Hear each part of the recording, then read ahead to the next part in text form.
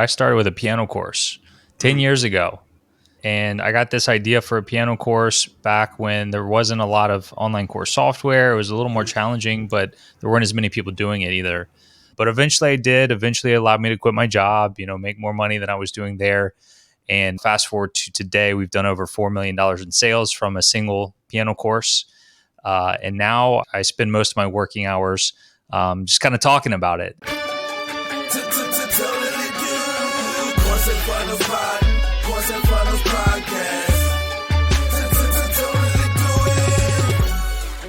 Yo, what's up, guys? I'm here today with Jacques from theonlinecourseguy.com. He's an absolute beast when it comes to creating and selling online courses, has a ton of experience, and it's a huge pleasure to have you on, man. Welcome. Thank you, Lucas. I appreciate the opportunity for the invitation. Cool, man. Well, I guess before we jump into anything tactical, maybe let's step back and you can give people a little bit of background as to yourself. The journey over the last few years and how online courses fits into that. Yeah, so I'm not sure how in depth you want to go, but I started with a piano course 10 years ago. And I got this idea for a piano course back when there wasn't a lot of online course software. It was a little more challenging, but there weren't as many people doing it either. So I got the idea, but I didn't really know what I was doing. And so I made the mistake of just going to build the course. And so I spent a few months working on the course, launched it, didn't really make any sales because I hadn't set up really much else in the business. Your brand, I guess, is called Courses and Funnels, right? Well, I had a course, I didn't have a funnel, and I didn't have much traffic either. And so I had to build the other components of the business. I had to learn how to do that. I had to learn that I needed those things, and then I had to learn how to do those things. So it took a while. It took a few years to figure out all the different pieces and parts to making it work. But eventually I did. Eventually it allowed me to quit my job, make more money than I was doing there. And fast forward to today, we've done over $4 million in sales from a single piano course. And now I, let it rock and roll. And I spend most of my working hours just kind of talking about it. And I have a podcast about courses as well. And that's kind of where I spend most of my time now. Man, that's insane. That number one, you got it on it that early, and $4 million in sales for a piano course is nuts, man. So tell me around the product at the moment. I assume you're kind of selling on Evergreen. Tell me around, the price point of the product, what the funnel looks like, what the current strategy is at the moment. Yeah, so I have two tiers of the product that people can buy. Basically, what I did was I structured it to where if they just want the piano course, the video course, they can pay for that, or they can pay for my premium offering, which includes the course.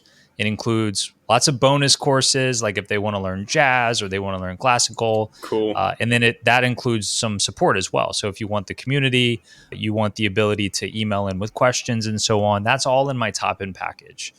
So I call that my ultimate package. So we have Essential, which is just the course, and Ultimate. Essential, just the course, really nothing else. Ultimate, course plus everything I've ever offered, essentially, right? And today, if you go to my website, Essential is $500 and Ultimate is $1,000. What I do inside of my funnel is offer a discount. Now, I'm not sure how you teach it, Lucas, but in my opinion, there's three key ways we could implement urgency with an online course business. We could do it with the availability of the offer, meaning, hey, it's available now, and then it's going away, it goes away. We could do it with a limited time discount, which is what I'm using today. Or we could have some sort of bonus or bonuses go away. Or I guess you could have some combination of the three as well. And I used to actually do the availability one when I first set up my funnel back in 2016. By the way, dropping in a funnel, an evergreen funnel into my business is really what made it work. Back in 2016, I was making about $1,000 a month from the course, put in a funnel, evergreen funnel, changed nothing else, and I started making $10,000 a month and haven't made less than the 5 figures a month since then. But today we have we use the limited time discount. So inside the funnel, somebody can buy for, instead of 500 or 1,000, they can do either 400 or 800. So the majority of my sales come at the $800 mark because the majority are happening inside the funnel and they're choosing the more premium option. Love it. And What does the actual funnel look like at the moment? So are you driving traffic from ads to a sales page with both options? Is like a VSL or an opt in or yeah? Are you a ads guy, Lucas? You a big fan of ads? Fucking love ads, man. I suck at ads, dude. I Really? suck at ads. Yep. Okay. I suck Yeah. at ads. I suck at outsourcing ads. We've tried it every which way. Mm. So I'm an organic Organic. guy. All right. Yes. Cool. So almost all of our traffic comes organically from either YouTube or Mm-hmm. just Google search. So Mm-hmm. we've got a pretty good presence on both of those platforms. For example, I made one video about 5 years ago now on YouTube called "Learn Piano in 4 Minutes," Mm-hmm. and that video, I think it's at last I checked, it was about 3.5 million views, and that yeah, I'm saying it not to brag, but like that video alone, that one effort of video I made on YouTube 5 years ago, still is responsible for thousands of dollars in course sales every month from that one video. Yeah. Yeah. Yeah. It's crazy, man. Some of these YouTube videos, we don't have any YouTube strategy at all, but previously, I was working at Founder Magazine and even like on this podcast as well. And you just see these like evergreen YouTube videos that just keep getting views month after month, year after year, and just like driving so much free traffic. Like it's insane. So that's the formula that has worked for me. I wish I could make ads work and be as confident as you are, but I certainly haven't at this point. So it starts with the traffic piece, and like I said, most people are finding me either through a organic search engine search or through YouTube, and then they can opt in to my funnel, which it's just one lead magnet, and it's pretty much the same lead magnet I've always had. It's a little workbook called "Learn 36 Popular Songs in 5 Days." And from there, it's a combination of evergreen webinar funnel plus product launch formula funnel, like a Jeff Walker style product launch formula funnel. So I start with the webinar. Some people buy there, and then for those that don't, watch the webinar or buy on the webinar, then they go through kind of a product launch formula situation. Discount opens, discount closes, and then after that, we convert that at about 3.5%. But those that don't buy or unsubscribe, they basically go through the whole thing again every 100 days. Got it. So I'll Okay. get people on my list that have been on my list for 8 years buying and they've been through 32 launches, and now was the Yeah. right time. And Wow. it's all fully automated, just every 100 days. Yeah, that's awesome. So let me break this down. So you have an opt-in with this, 35 popular songs in 5 days, free. Then is the thank you page a webinar, or we're just kind of like sending emails out saying here's a webinar, and then after the webinar we're sending out emails, sending them to the PLF or Yeah, great. yeah. Great question. Yeah, on the thank you page, it's that's my first pitch for the webinar. So on the thank you page at the very Mm-hmm. top, there's a video for me saying, "Hey, thank you so much, welcome." Mm-hmm. Right below this video, you can download the workbook that you asked for. But right below that, step 2, I've actually got this workshop that I'd love for you to attend. In the workshop, you're going to learn X, Y, and Z. Click the button. And it's, I say webinar, it's an on-demand webinar, and it's not using any software or anything. Like they click it, they've already opted in. So then they click it and it goes to a page with a video on it. It's just a video Yeah. on a page, and the call to action button will come in at the right timestamp of the video once I present the offer. I mean, it's like a 2-hour webinar, Oh but I'm wow. not using any sort of fancy software or anything to present that. It's just a video on a page, and then at like the 1 hour and 20-minute mark, whenever I present the offer, the button pops up under it. And so we make a lot of sales right there, within the first day or two of the funnel because of that webinar. Yeah, and I'm so curious, man. It's like, how do you create a 2-hour webinar for piano? Like, I'm curious as to what you're doing for the current funnel, even like holistically when you think about webinars and kind of video sales letters. How do you approach it? Kind of what's working right now for the piano thing?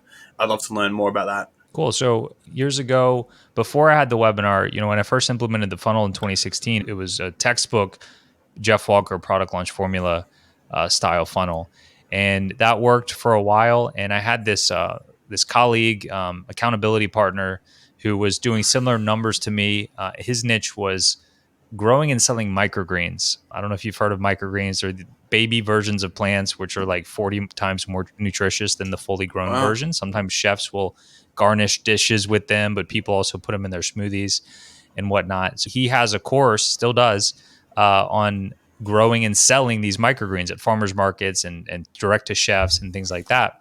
That's awesome. And he implemented a PLF funnel, but then he started getting into the webinar craze. And he was like, Jacques, man, it's doing good. You should do a webinar. And he's like, he said, you got to read Expert Secrets by Russell Brunson and implement a webinar. So I followed the classic Russell Brunson script for a webinar, 3 secrets. Hmm. I reveal my 3 secrets to learning how to play piano in days instead of years.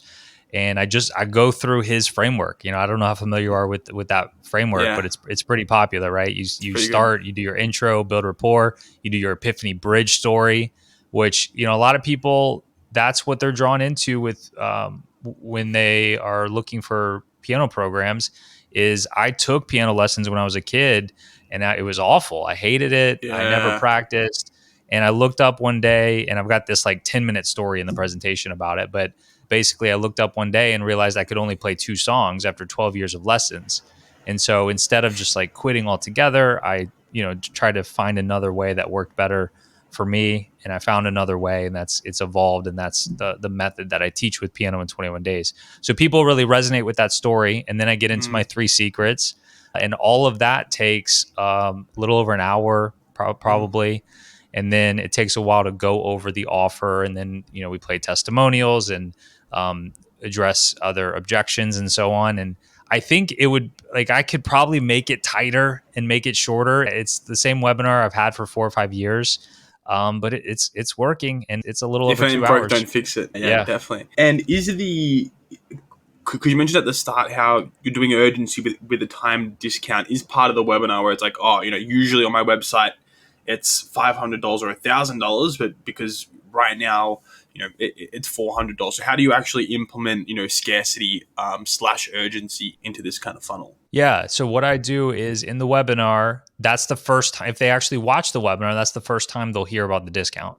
So I'll reveal the discount, and I'll just say for the next few days, I'll intentionally use vague language, because technically speaking, like if they opt into my funnel on day 0 and get the email that takes them to the thank you page and do all that very quickly, that's one time frame, but somebody could opt in and not do anything with it for 3 or 4 days.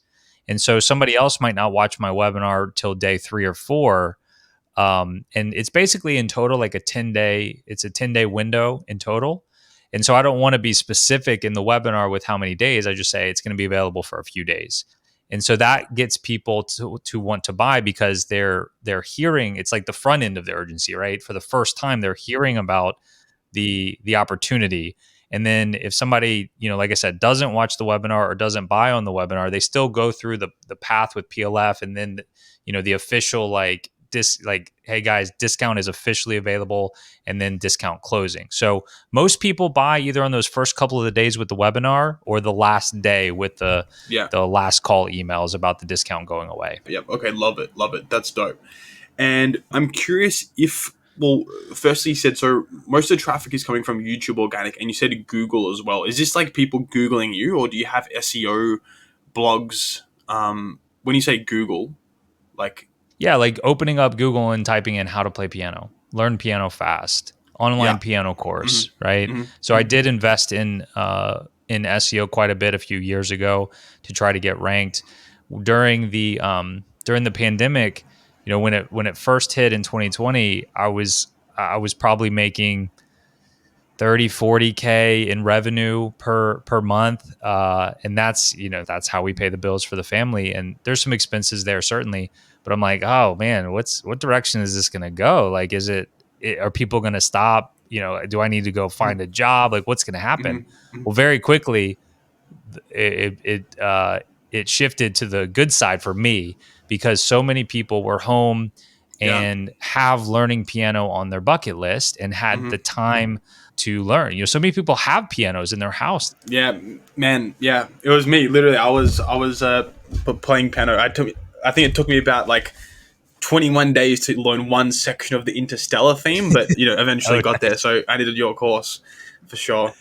Yeah. Nice. Yeah. So people would go to Google and they would type things like how to play piano. And fortunately, like I had already been in business for 7 years, I was ranking on the first page Mm, worldwide for that search result.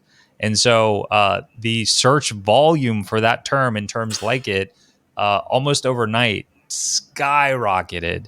And mm, so those first couple of months of COVID, I did about 150K in sales, each month, because of things like already having a good search presence. So just people going to the mm. search engine and searching for a problem that I have the solution for.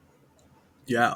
Well, let's dive in, into a little bit of tactic. Obviously, the number one tip is, start on YouTube 5 years ago. But if nobody's done that and they don't have an SEO presence, I'll ask this a better way. You have your YouTube channel and it gets wiped out. No followers, no email list, no nothing. If you were to kind of build a YouTube or an organic play from scratch, just try and drive traffic, and I know it's going to take time, but where would you start? If someone's out there, yeah, with a course with an online topic and they want to get started on YouTube, what would you do? What would your first step be? Does it have to be YouTube? No, You're just no. saying organic in general? Well, I'm just saying because YouTube worked for you, so I'm curious if if you were to start from scratch and you could do anything, but you have to start from scratch. I'm curious how you would approach. Yeah, today I would start on Instagram probably Mm, because it is a lot bigger barrier to doing longer or long to mid form content like would be necessary with the classic YouTube. And of mm, course, YouTube has their YouTube Shorts, but I feel like Instagram Reels are more effective right now. So I mm, would start there and just put out little clips of quick wins and tips. In my example, piano, like I would just do short, snappy piano tips. I would do, instead of learn piano in 4 minutes, like that video I have on YouTube, I would be like, here's how you can learn piano in 1 minute, and just like boom, mm, boom, boom, boom, boom. mm. And of course, like somebody's not going to learn everything they could possibly learn about piano in 1 minute, because it takes 21 days to do that. That's right. Yeah. There would be actual value there to where I would start to build trust with people. Mm, The short form content isn't always enough to build the true and proper trust, to make significant sales. So mm, once I got that dialed in, then I might shift over to YouTube now that I've got some experience with video and whatnot, to do longer videos on YouTube. And then I would stick with that approach of like, 5 to 15 minute YouTube videos plus my short videos on Instagram, and try to do them as frequently as possible while still maintaining quality and consistency. So for some mm, people might be once a month, for some mm. people that might be once a day. So we want to do it as frequently as we can, but without sacrificing those two things, quality and consistency. Yeah. Yeah. Love it. So you should go on Instagram, like start doing reels, giving away tips and tricks on your specific topic, helping people get quick wins. And then from there, you'd assume you would come up on the For You page, and then really it's just like a link in bio, and then I assume pimping the profile out with any case studies, any links in the in the little whatever they're called, the little do you know what they're called again? I'm sorry, man, I feel so old. Like the highlights. Yeah, the highlights. Yeah, Okay. yeah, Yeah. yeah, yeah, and so it's really organic. Is there any would you do any kind of like DM or one to one, or is it just post and assume people are going to click through the bio, maybe watch get your lead magnet, watch the webinar, and purchase. Yeah, personally, I wouldn't do any like cold outreach via Mm, DM. mm, It's really annoying when I get that. But I would utilize DM and those types of features, especially when you're starting out and the volume isn't so high, mm, and welcome people to message you in the DM. Or there's like tricks you can do in terms of like automation with mini chat and say, if you want this free resource, comment workbook in the underneath this video, and we'll DM you the workbook, right? And that mm. that sends good signals to Instagram. I've heard some good success like that. So that's how I would utilize things like DM. Yeah, and I'm going into the details, man, but I kind of want to get as much gold as possible from the if someone's doing organic Instagram and they're posting reels and DMs and all that stuff. Would you recommend going into a free lead magnet first and then a webinar structure, or would you kind of recommend? I know it probably depends on the price point, but how would you think about that landing page and kind of what you're optimizing for, whether it's leads or purchases or webinar visitors or whatever? Yeah, I still think webinar funnels can work really well today. Some people feel like people have webinar fatigue or it's saturated, but from what I'm seeing, effective webinars, it's got to be a good webinar is the key. I think it's more. It's not that they're not working anymore, but it's more important than ever to have an amazing webinar, and an effective one that keeps attention and so on. And so there's not. I haven't found a reason to. I guess depending on the niche, but the webinar can certainly be the opt-in, and that eliminates a step. And if you don't have to go like some PDF opt-in and then webinar, it's just that I already had the PDF opt-in and then added the webinar years later. So what we can do is from Instagram, we can pitch our webinar. Link in bio you mentioned. And so that can just be the opt-in, and you don't even need all the PLF stuff that I have either. Like a very simple evergreen webinar funnel is plenty good enough for most people that are driving organic traffic today in terms of having a funnel that can convert to course sales. I mean, you're welcome to disagree with me. From the data I'm seeing, that still can be very effective. Yeah, totally. It's like you said, there's never like usually kind of anything being dead unless it's like literally illegal, right? It's like if it's done well, people are doing chatbot, they're doing quizzes, webinars, VSLs. Everybody's looking for the shiny object, but it's like if you were to drop an incredible copywriter, whether it's a VSL, whether it's a webinar, whether it's a long form sales script, it's a lot about like messaging and the offer and so many little details instead of the hack. Even though I'm asking for the hacks and the methods on this because the details are hard. It's hard to like speak about that, but I actually do want to speak about that, man, because like even looking at your website, listening to some of the YouTube titles and even name ideas like learn in 21 days or kind of like 35 popular songs. Like I obviously know you're like a master copywriter, even though you may not describe yourself as a copywriter. When it comes to like positioning the product and just in general around creating content, creating lead magnets, creating kind of big promises and marketing campaigns, what have you learned over the last few years to make it work and find success there in terms of how to approach the market? Yeah, like offer creation, messaging. Yeah, so I mean, I think it starts with understanding who your ideal customer it truly is, right? When I first started, I was in my mid 20s when I was starting out, and I just I thought I'd put content out there, and the people would be drawn to it would be people in my rough age range, maybe even rough location range. Who knows? As it turns out, 80% of my students are over 60 years old. It's a very large, a much older demographic of people. And as it turns out, it's people that either always wanted to learn piano. We talked about bucket list earlier, Mm-hmm. or they took piano lessons as a kid, like I did. And for some reason, it didn't stick. They hated it and always regretted that it didn't stick, that they don't know how to play Mm-hmm. piano today. And so years later, they're about to retire or they have retired. They've got some extra time on their hands, maybe some extra money on their hands.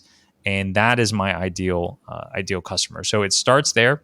And then we've got to understand truly what they want. What is their dream outcome situation? With piano, it's pretty straightforward. They want to learn how to play piano, but more specifically, in my case, my ideal customer wants to learn how to play their favorite songs on the piano in as little time as possible Mm-hmm. because they either experienced it before or they're older and they don't want to waste a bunch of years of their life.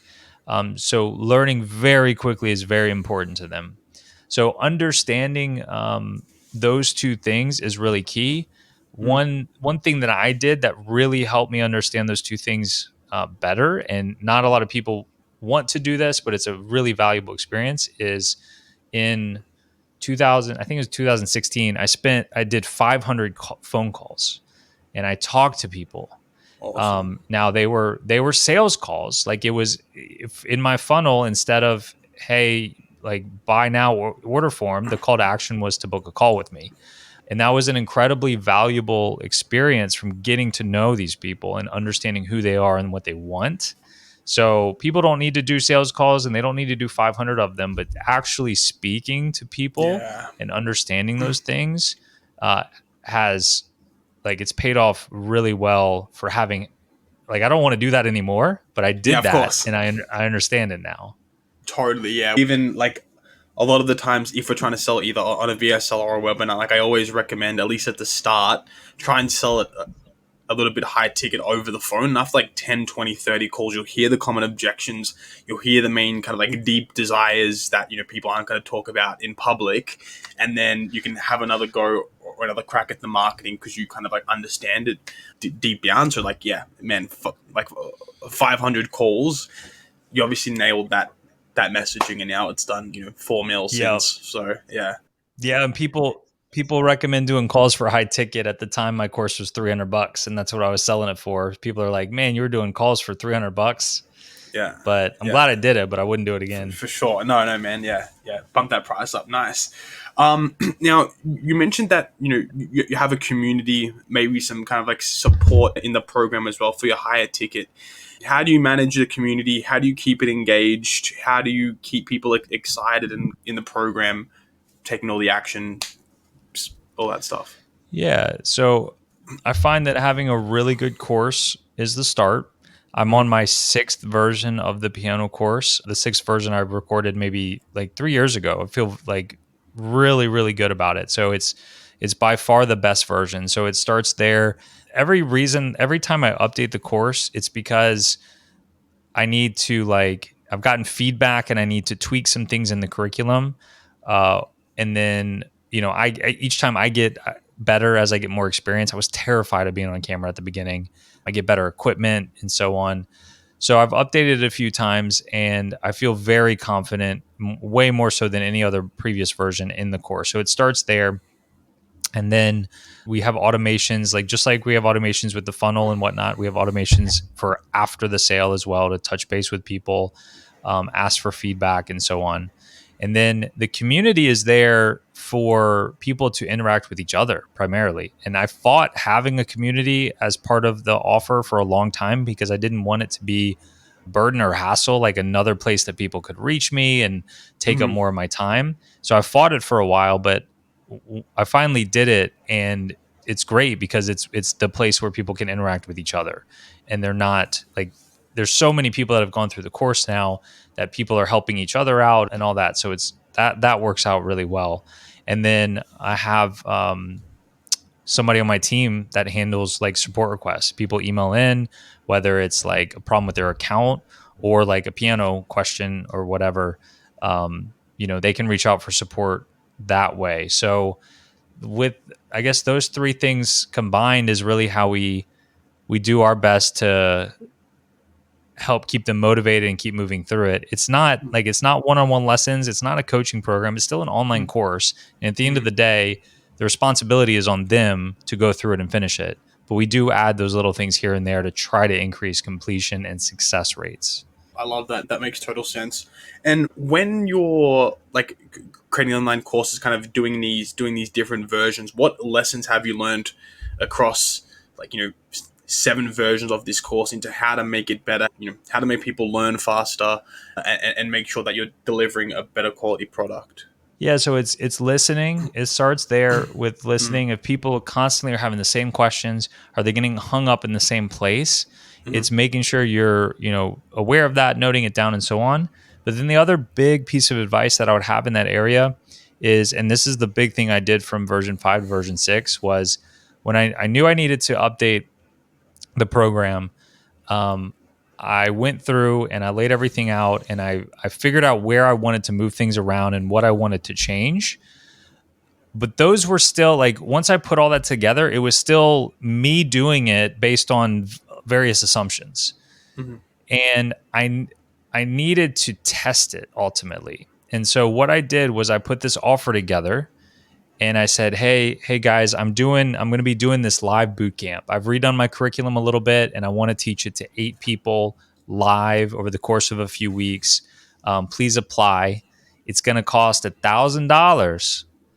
But if you show up every time and you do what I ask, like as far as homework goes, every time I'll give you a full refund at the end. And the reason I did that was because it would benefit me greatly if they showed up every time and did the work, because then I'd end up with 8 case study testimonials and the feedback I was looking for on my new curriculum.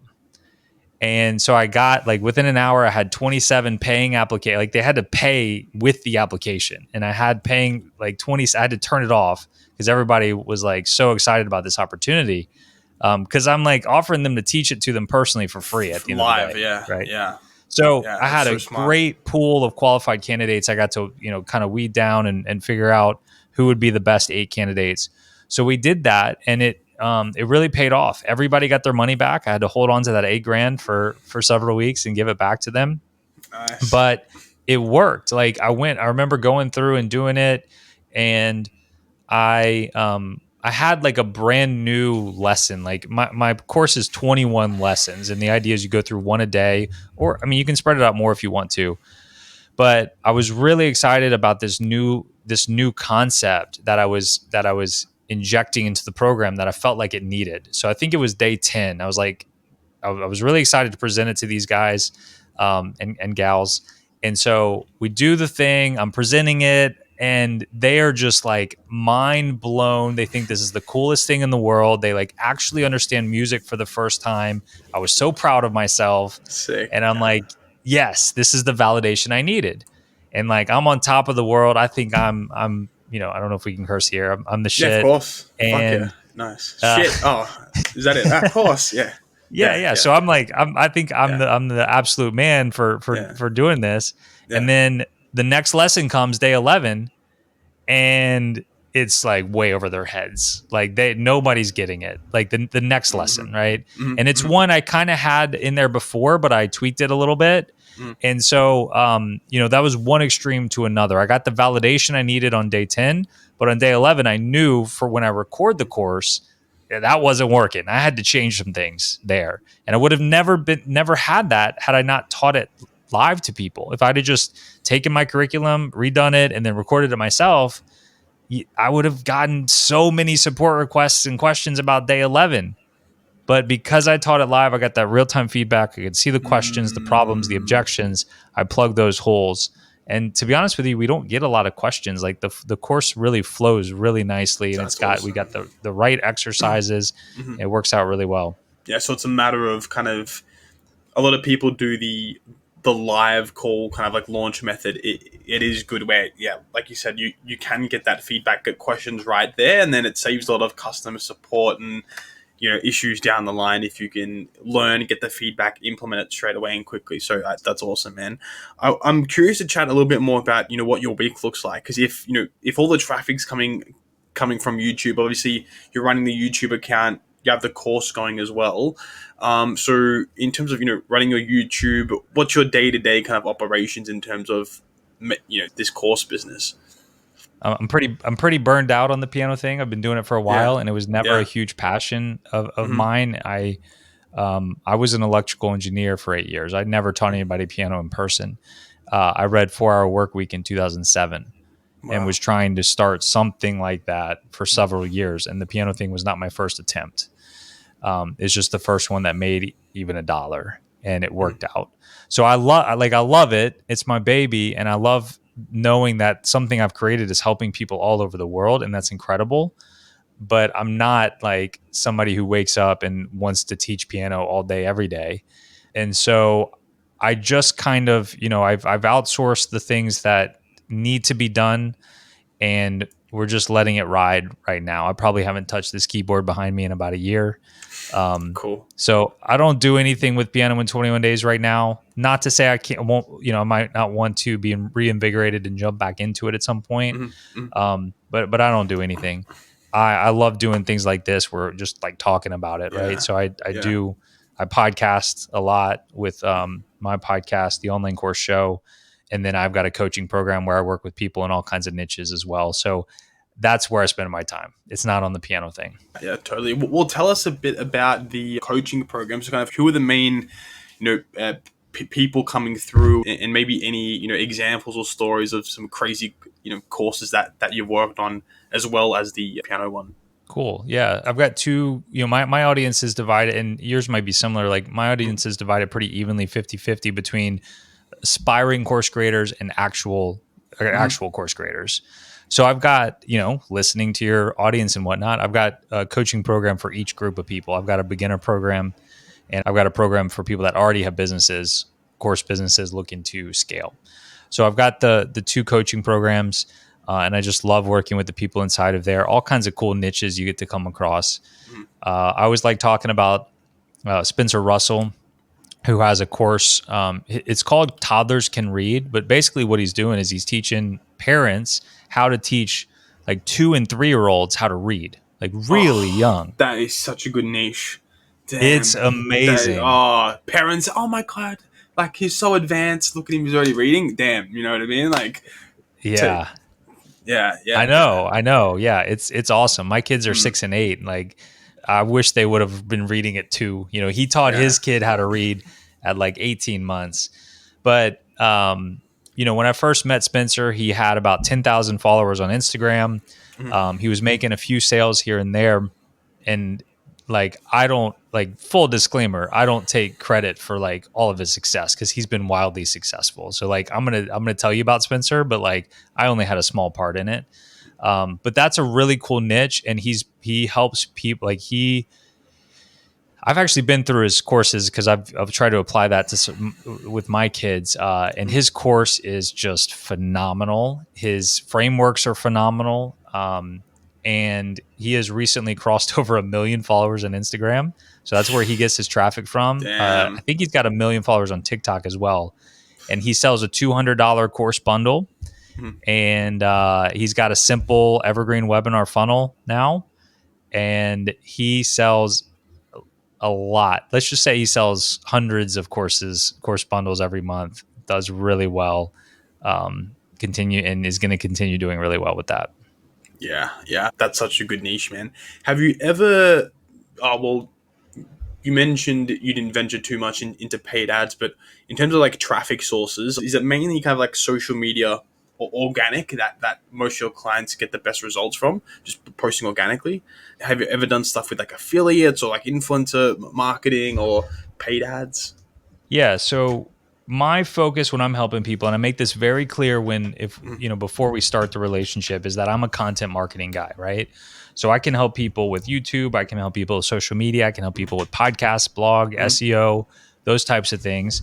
And I make it clear that content marketing is not the only way to do marketing. Clearly, it's just that that's my specialty, right? And mm. if we want to work together, like you're probably going to want to do content marketing because I'm not going to be able to help you with the other Yeah. ways to do traffic. Okay. Um, so there, I'll talk about paid ads a little bit, but I like to use them as more fuel to the fire rather than getting started that way. So I do a little bit of paid ads, right? I do a little like Google ads. Like even right now, if you type in piano in 21 days or whatever into Google, I'll probably have an ad pop up. I don't know if we're targeting like learn piano fast and those things, but I do spend a couple $1,000s a month on Google ads right now. So it can be like fuel to an already burning fire, in my opinion. The other type of traffic generation that I think is really low hanging fruit for a lot of people is like getting in front of other people's audiences and guest podcasting like I'm doing right now, coming on your podcast. But you can even do guest videoing, guest blogging, like pitching, and that's an art, like pitching people to get in front of their audience, and the value you can provide to them is an art. And so that's the other thing I teach people how to do is how to pitch effectively.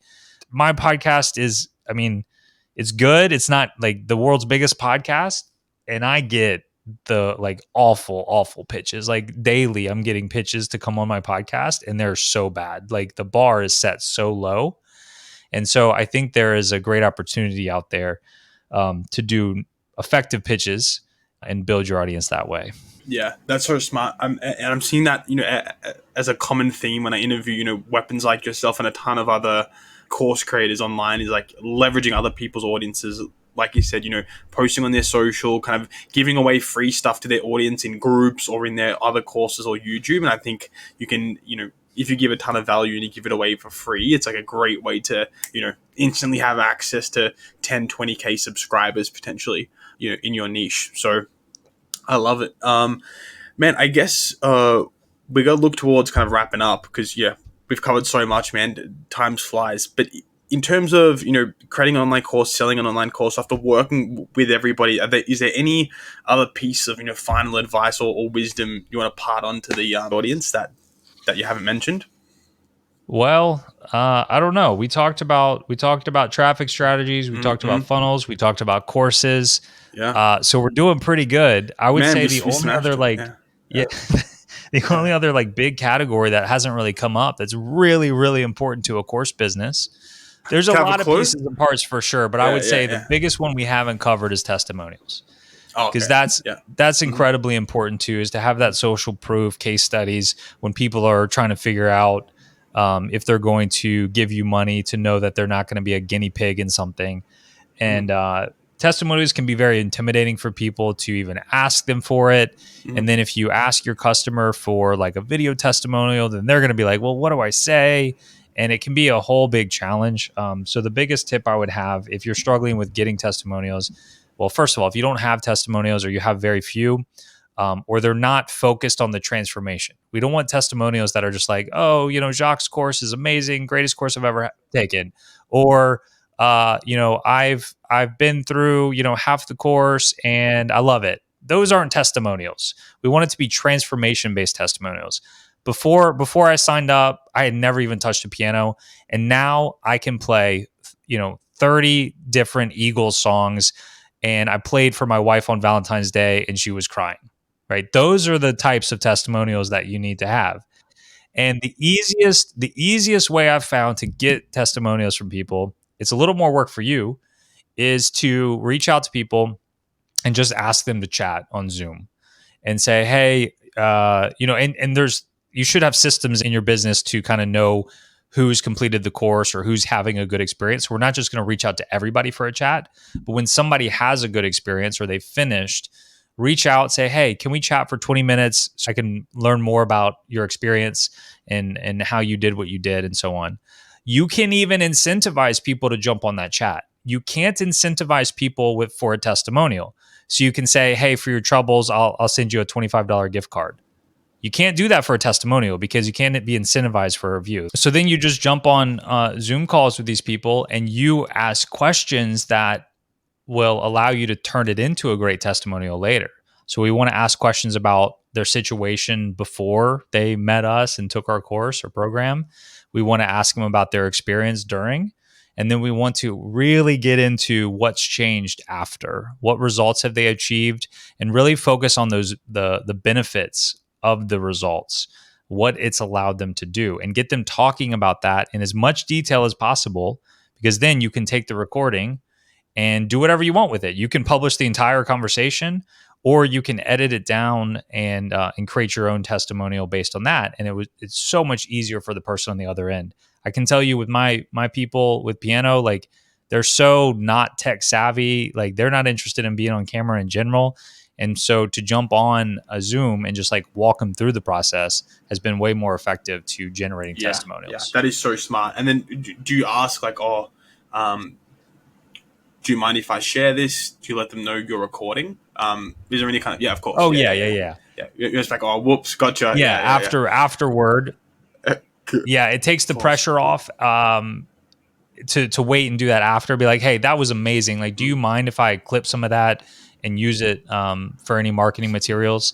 And 99% of the time, they'll say no, unless you have like a sensitive niche for some reason. But if you mention that beforehand, it might make them extra nervous and whatnot. You don't want to do a bait and switch or do it without telling them. But I would wait till after to mention that. And then if they say no, then use it as a learning experience for your program, and like what could be what they liked about it, what they didn't like about it. I mentioned earlier about talking to people. That's a way to talk to people as well, even though it's Yeah, after the yeah, sale. yeah, totally. That makes sense. Okay, man. Well, We've gone for a while now. We've covered so many topics, like you said, and that testimonial thing is genius, and it's so smart because people hate giving them, but they love talking to the instructors. So it's a really smart way. Um, and yeah, and obviously, like you said, case studies are or testimonials are one of the most important things in the selling process. So jumping on a call, one testimonial is worth thousands of dollars, if not more, in terms of potential sales. So yeah, we covered we covered so much. I really appreciate you coming on. Where can people learn more about you, find out more about you, work with you, all that stuff online? Yeah. So there's always, whenever I go on a podcast, there's always a percentage of people that want to learn how to play piano and are intrigued by that message. So that's pianoin21days.com. And then where I talk about online business and have other guests with online courses and whatnot is on my podcast, the Online Course Show. So I direct people there as well. Cool. All right, guys. Well, if you want to learn piano, piano in 21 days. If you want to learn about launching a business, launching a podcast, launching an online course, Jack has an amazing podcast. So go and check it out. Jack, again, I really appreciate you coming on, man. So much value dropped.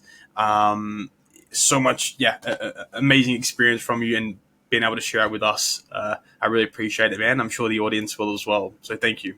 Right on, Lucas. Thanks for the opportunity, man. It's been a All pleasure. good, man. Thank you. Thanks very much.